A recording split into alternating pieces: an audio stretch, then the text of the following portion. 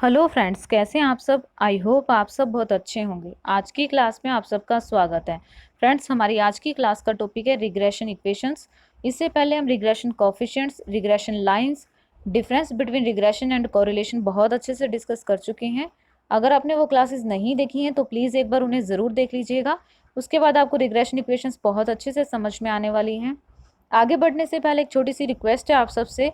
अगर आप चैनल पर न्यू हैं तो प्लीज़ चैनल को सब्सक्राइब कर लीजिए और बेल आइकन को प्रेस कर लीजिए ताकि इस चैनल पर आने वाली हर वीडियो की नोटिफिकेशन आपको मिलती रहे। एंड अगर आपको ये वीडियोस अच्छी लगती हैं तो प्लीज़ इन्हें शेयर करना मत भूलिए। चलिए देख लेते हैं क्या होती है रिग्रेशन इक्वेशंस। ये रिग्रेशन लाइंस की एल्जेब्रिक फॉर्मुलेशन होती है। रिग्रेशन लाइंस को रिप्रेजेंट करने के लिए हम रिग्रेशन इक्वेशंस का यूज़ करते हैं। ओके, ये दो तरह की होती हैं। एक होती है regression equation of Y on X और एक होती है regression equation of x on Y. जब भी हम बात करेंगे रिग्रेशन इक्वेशंस की तो हम दो रिग्रेशन इक्वेशंस की बात करेंगे हमेशा, चाहे किसी भी फॉर्मूले में बात करें। ओके, तो फर्स्ट हम बात करें regression equation of Y on X, तो इसको हम पढ़ेंगे वाई डिपेंड्स ऑन एक्स। ठीक है, तो इसका मतलब वाई, मैंने क्या बात की, डिपेंड है एक्स पर, तो इसका मतलब वाई क्या हो गया, डिपेंडेंट वेरिएबल, और एक्स क्या हो गया, इंडिपेंडेंट वेरिएबल। एक्स में चेंज आने की वजह से वाई में चेंज आएगा। ठीक है, तो इसकी इक्वेशन क्या बनती है, Y is equal to A plus B X. तो वाई यहाँ पर डिपेंडेंट वेरिएबल और एक्स है इंडिपेंडेंट वेरिएबल, और जो ए और बी क्या है, ये है कॉन्स्टेंट्स। ठीक है, इनकी वैल्यू चेंज नहीं होती है।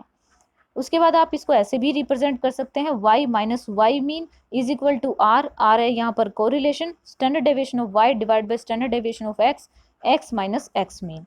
यहाँ पर आपको रिग्रेशन इक्वेशन को फाइंड आउट करने के लिए इस इक्वेशन का यूज करना पड़ता है।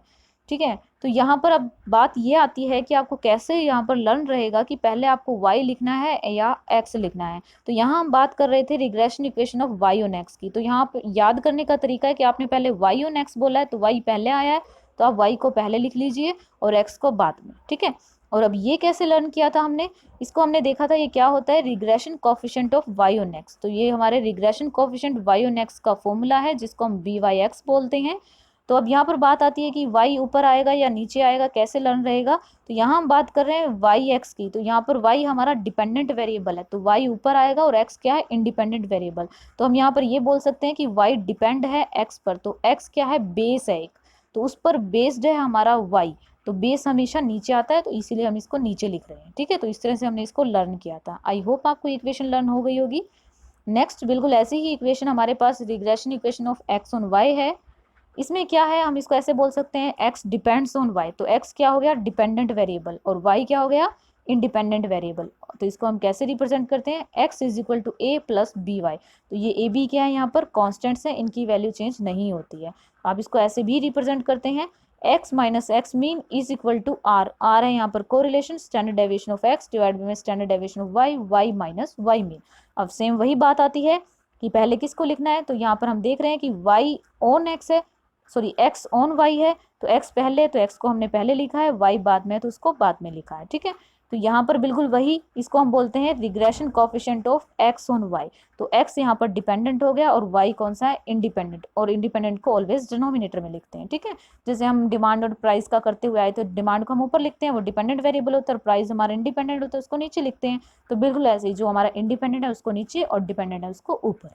ठीक है, नेक्स्ट आता है methods to obtain regression equations. Regression equation को ऑब्टेन करने के लिए हम कौन से मेथड का यूज करते हैं, तो यहाँ पर दो केस आते हैं, एक आता है इंडिविजुअल सीरीज का और एक आता है ग्रुप डाटा का। तो फर्स्ट हम बात करें इंडिविजुअल सीरीज की। इंडिविजुअल सीरीज में हम दो तरह से रिग्रेशन इक्वेशंस को फाइंड आउट कर सकते हैं।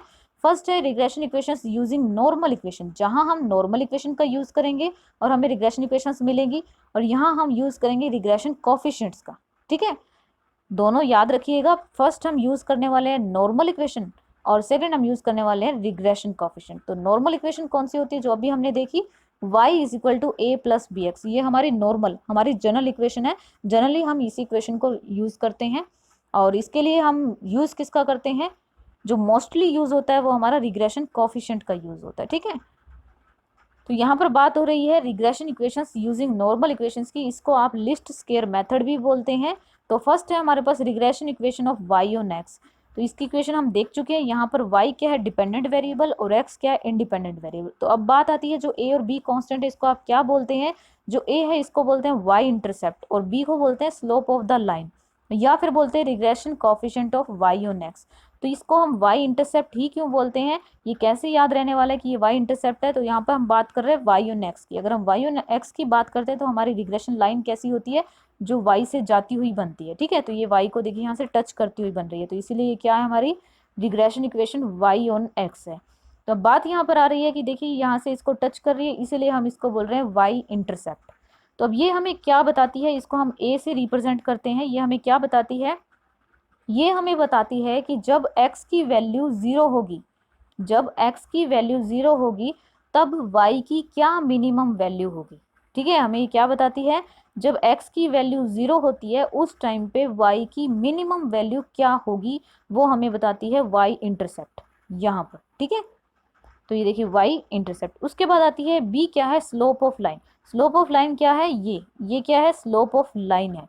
ये हमें बताती है कि x में चेंज आने की वजह से y में कैसे चेंज आएगा। ठीक है, तो ये स्लोप ऑफ लाइन है। इसको आप बोल सकते हैं regression coefficient of y on x। Clear. Next यहाँ पर बात आती है कि अगर आपको a और b की वैल्यू गिवन ना हो तो आप उसको कैसे फाइंड आउट करते हैं, तो उसके लिए भी हमें ये इक्वेशंस दी हुई हैं।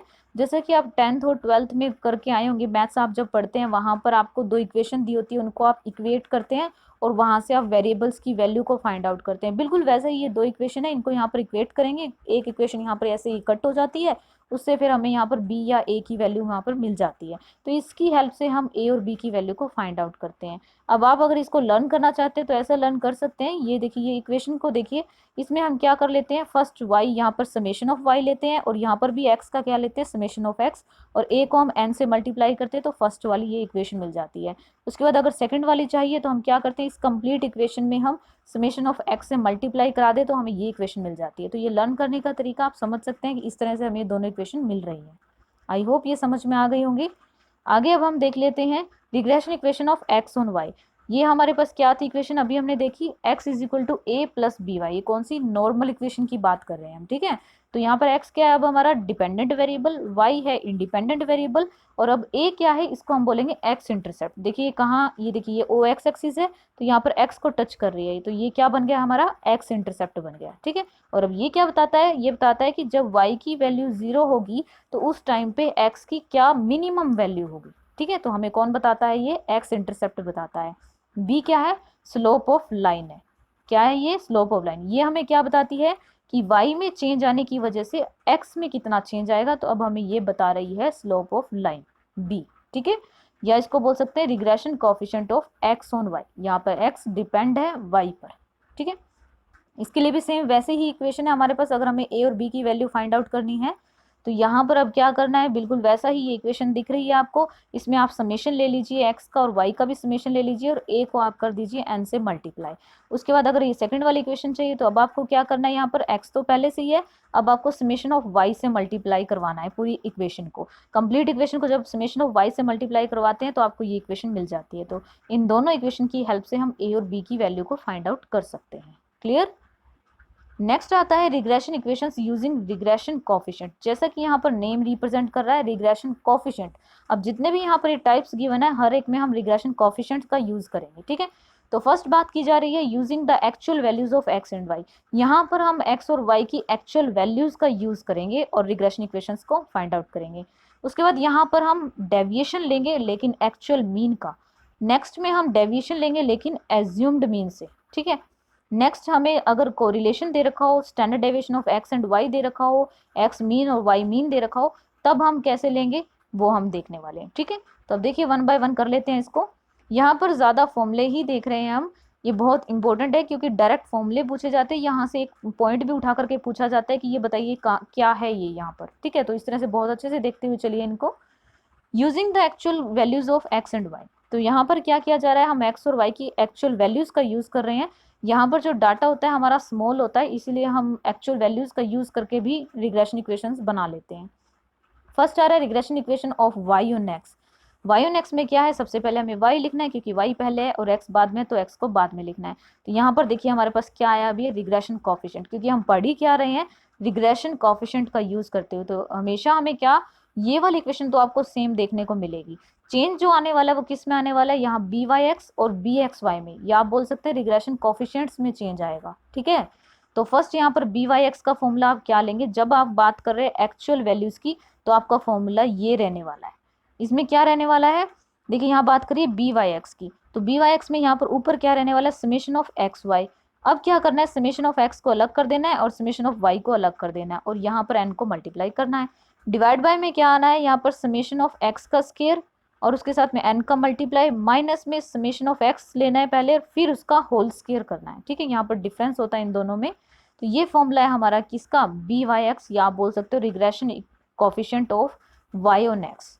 ठीक है, तो यहाँ पर जो अगर हम बात करें मीन की, तो ये कैसे निकलता है, हम अगर समेशन ऑफ एक्स लेते हैं और उसको एन उसके नंबर से डिवाइड कर देते हैं तो हमें मिल जाता है एक्स का मीन, इसी तरह हमें वाई का मीन मिल जाता है। ठीक है, तो आप यहाँ पर इसमें पुट कर देते हैं तो आपको यहाँ से इक्वेशन मिल जाती है। ठीक है, नेक्स्ट आप बात कर रहे हैं regression equation of x on Y की, तो अब बात करें हम पहले एक्स की, तो एक्स पहले लिख लीजिए और वाई को आप बाद में लिख दीजिए। बीच में वही आने वाला है बी एक्स वाई, क्योंकि हम बात कर रहे हैं एक्स ऑन वाई की, या इसको बोल सकते हैं regression coefficient of x on Y. तो इसको आप अब कैसे सोल्व करेंगे, बिल्कुल वैसे ही, देखिए फॉर्मूला बिल्कुल सेम है, बस चेंज क्या है, यहाँ पर आपका जो इंडिपेंडेंट वेरिएबल था वो एक्स था तो आपने डिनोमिनेटर में एक्स लिया। अब यहाँ पर आपका इंडिपेंडेंट वेरिएबल वाई है और डिपेंडेंट एक्स है, तो आपको डिनोमिनेटर में कौन सा लेना होता है, इंडिपेंडेंट। तो इंडिपेंडेंट कौन सा है, वाई, तो आपने वाई ले लिया और फॉर्मूला बिल्कुल सेम रहने वाला है। ठीक है, नेक्स्ट हम बात कर रहे हैं using deviations from actual mean. Actual mean से डेविएशन लेना है when the size of values of X and Y is very large, जब इनका साइज ज्यादा हो जाता है तब हम एक्चुअल मीन का यूज करते हैं। अभी तक तो हम यहाँ पर डायरेक्ट एक्चुअल वैल्यूज ले रहे थे, अब यहाँ पर एक्चुअल मीन लेंगे। ठीक है, क्यों, क्योंकि यहाँ पर एक्स और वाई की वैल्यूज है ना वो लार्ज हो गई है। ठीक है, तो यहाँ पर क्या करना है, देखिए इक्वेशन वही सेम रहने वाली है, बात अब क्या आने वाली है, जो यहाँ पर रिग्रेशन कोफिशिएंट है उसका फॉर्मूला चेंज हो जाएगा। ठीक है, तो फर्स्ट आप देख लेते हैं यहाँ पर इसका फॉर्मूला क्या है, B Y X. B Y X में आप देखिए इसका फॉर्मूला क्या है, summation of X Y divide by में समेशन ऑफ एक्स स्क्वायर, और यहाँ पर जो ये एक्स और वाई है ये स्मॉल एक्स है स्मॉल वाई है। तो स्मॉल एक्स कैसे निकलता है, एक्स माइनस एक्स मीन, क्योंकि हम बात कर रहे हैं एक्चुअल मीन की, तो यहाँ पर डेविएशन भी किससे लेना है, एक्चुअल मीन से लेना है। और अब यहाँ पर अगर हम वाई की बात करें तो Y minus Y mean, actual mean ही लेना है एक्स का भी और वाई का भी।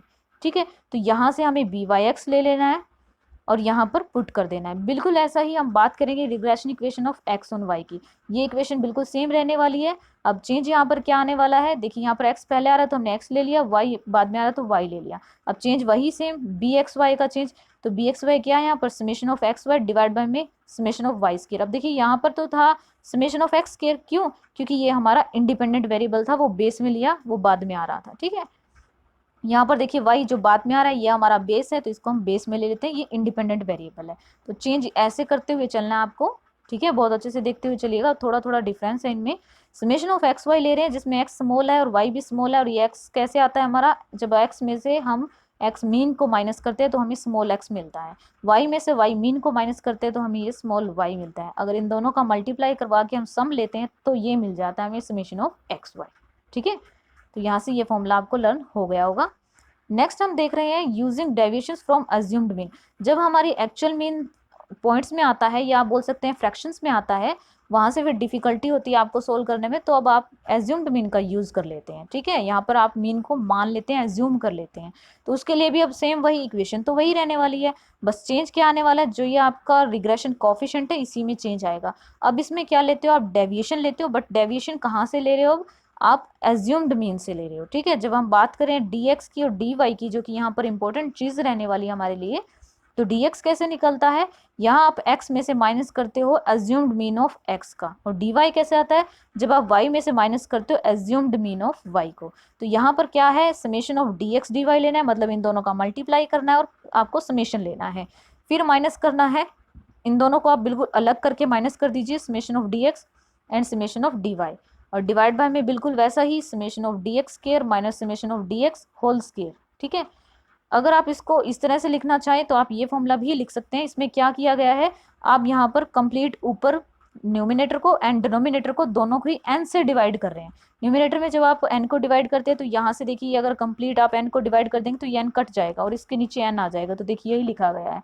और यहाँ पर भी अगर आप एन से डिवाइड करते हैं तो ये एन कट जाएगा और इसके नीचे एन आ जाएगा, तो यही लिखा गया है यहाँ पर। ठीक है, तो ये दोनों फॉर्मूले आपको देखने को मिल सकते हैं, तो कंफ्यूज नहीं होंगे, अच्छे से देख लीजिए। बस यहाँ पर n का ही चेंज है और ये फॉर्मूला बिल्कुल पीछे जैसा ही चल रहा है, बस चेंज क्या आ गया यहाँ पर, अब आपके लिए डेविएशन के लिए आप d लगा रहे हैं, ठीक है। ये अज्यूम्ड मीन से डेविएशन है, क्लियर। नेक्स्ट आता है आपके पास regression equation of x on y. वही सेम x पहले आ रहा है तो आपने x पहले लिखा है, y बाद में आ रहा है तो y, ये इक्वेशन तो वैसे ही रहने वाली है। अब यहाँ पर चेंज किसका है, रिग्रेशन कोफिशिएंट का। और अब रिग्रेशन कोफिशिएंट का चेंज क्या है, यहाँ ऊपर वाली इक्वेशन देखिए बिल्कुल सेम है, ये वाली जो यहाँ थी हमारे पास, बिल्कुल यही इक्वेशन है यहाँ पर भी। बस चेंज क्या है, जो यहाँ पर डिनोमिनेटर में हमारे पास x था, क्योंकि x हमारा इंडिपेंडेंट था, और अब यहाँ पर हमारा इंडिपेंडेंट कौन है, y, तो यहाँ पर हमें कंप्लीट y ही लेना है, बस यही चीज है। और बिल्कुल ऐसा अगर हम यहाँ पर ऊपर से n को डिवाइड कर दें तो यहाँ से n इसके डिवाइड बाय में आ जाएगा और ये n कट जाएगा, और बिल्कुल ऐसा नीचे से भी अगर n से डिवाइड कर दे तो n कट जाएगा और इसके नीचे n आ जाएगा, ये देखिए, ठीक है। और यही सेम dx कैसे लेना है, जब x में से हम एज्यूम्ड मीन ऑफ x को माइनस कर देंगे। और dy कैसे लेना है, जब हम y में से एज्यूम्ड मीन ऑफ y को माइनस कर देंगे, क्लियर। यस, नेक्स्ट है आपके पास using correlation standard deviation of x and y and x mean y mean. अगर आपको क्वेश्चन में ये सब गिवन हो तो आप क्या करते हैं, डायरेक्ट ये इक्वेशन का यूज करते हैं, जैसा अभी आप करते आए हैं। अब आपको यहाँ पर ये सोचना होता है कि जो बी वाई एक्स है वहां पर आप क्या पुट करें, मीन्स कौन सा फॉर्मूला लगाएं बी वाई एक्स का। तो यहाँ पर आप लगा सकते हैं, ये आपने अभी देखा कि ये आपके पास एक फॉर्मूला है जिसमें आपको स्टैंडर्ड डेविएशंस गिवन होते हैं, तो आप ये फॉर्मूला यूज करके डायरेक्ट यहाँ से अपना आंसर निकाल सकते हैं। तो जब बात की जाए y और x की तो बिल्कुल ऐसे ही y पहले आएगा और x बाद में आएगा। तो यहाँ पर रिग्रेशन कोफिशिएंट y और x में आप यहाँ पर y और x का फॉर्मूला लगा सकते हैं। बिल्कुल ऐसे ही regression equation of x on y में कर सकते हैं, x पहले और y बाद में। यहाँ पर क्या है, regression coefficient x on y, तो यहाँ पर आप स्टैंडर्ड डेविएशंस का यूज करके ये फॉर्मूला लगा सकते हैं, ओके। नेक्स्ट आता है आपके पास regression equation in case of group data. अगर हमें ग्रुप डाटा दिया हो तब हम कैसे निकालते हैं, अभी तक जो बात कर रहे थे वो हम इंडिविजुअल सीरीज की कर रहे थे। अगर ग्रुप डाटा हो तो पहले हमें यहाँ पर कोरिलेशन की टेबल क्रिएट करनी पड़ती है, एक्स मीन निकालना पड़ता है, वाई मीन निकालना पड़ता है, और यहाँ पर रिग्रेशन कॉफिशिएंट्स निकालने पड़ते हैं। और रिग्रेशन कॉफिशिएंट्स में थोड़ा सा चेंज आता है, अब यहाँ पर फ्रीक्वेंसी आ जाती है, ठीक है। हर जगह आपको फ्रीक्वेंसी से मल्टीप्लाई करना पड़ता है और फॉर्मूला बिल्कुल सेम रहता है, जैसा अभी आप देख कर रहे हैं बी एक्स वाई का भी एंड बी वाई एक्स का भी, बस आपको मल्टीप्लाई कर देना फ्रीक्वेंसी से। और थोड़ा सा चेंज ये है कि यहाँ पे आपको मल्टीप्लाई में लेना है common factor of X variable and common factor of Y variable. अब ये भी देख लीजिए कि एक्स ऊपर आने वाला है और वाई नीचे, ये किस केस में है, जहां पर हमें regression coefficient X on Y दिया है। तो एक्स पहले एक्स ऊपर लिख दीजिए, वाई बाद में, वाई नीचे लिख दीजिए, क्योंकि वाई यहाँ पर इंडिपेंडेंट वेरिएबल है। तो यहाँ पर भी बिल्कुल वैसे ही वाई पहले है, वाई को ऊपर लिख दीजिए, एक्स बाद में, तो एक्स को नीचे लिख दीजिए। तो बस बिल्कुल वही सेम फॉर्मूला है, थोड़ा सा चेंज है, थोड़ा सा ध्यान से देख लीजिए, और ज्यादा चेंज नहीं है। आई होप आपको अब ये सभी फॉर्मूलाज समझ में आ गए होंगे। अगर यहाँ से कोई भी प्रॉब्लम रहती है तो प्लीज़ कमेंट करके ज़रूर बताइए, एंड वीडियोस को लाइक एंड शेयर करते रहिए और अच्छे अच्छे कमेंट करते रहिए। And thank you friends, thank for being here, thank you.